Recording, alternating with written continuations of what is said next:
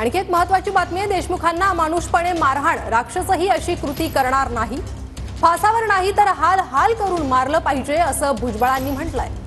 बीड हत्या प्रकरणावरून छगन भुजबळांनी हे वक्तव्य केलंय। देशमुखांना अमानुषपणे मारहाण, राक्षसही अशी कृती करणार नाही असं भुजबळ म्हणतात।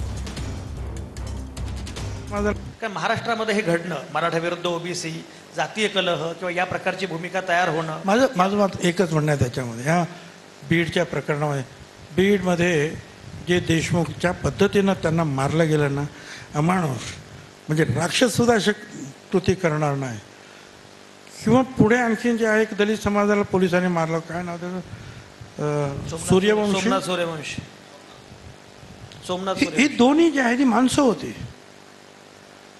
मराठा होता का दलित होता, त्यापेक्षा ते माणसं होते रे। त्यांना कशा पद्धतीत तुम्ही मारलं?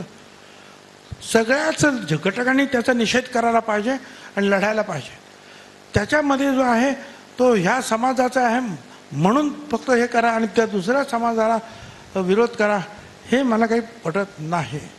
दुसऱ्या समाजाला वर हल्ला करणं काही बरोबर नाही, दुसऱ्या समाजावर ठपका ठेवणं बरोबर नाही।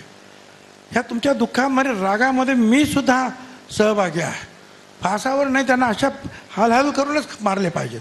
ज्या पद्धतीनं ते मी जे धस जे आहे त्यांनी सांगितलं त्या विधानसभेमध्ये आणि मी ऐकतो, ती भयंकर पद्धत जी आहे, मी कधीही ठीक आहे गोळी मारली, मनुष्य मेला, हे ऐकलेलं नाही कोण, पण ज्या पद्धतीनं ही पद्धत आहे का मारण्याची, हे काय मला आवडलेलं नाही, खरं सांगतो तुम्हाला। पण तो समाजाचा काही दोष आहे त्याच्यामध्ये, सगळ्या समाजाला वेठीस धरायचं कारण नाही।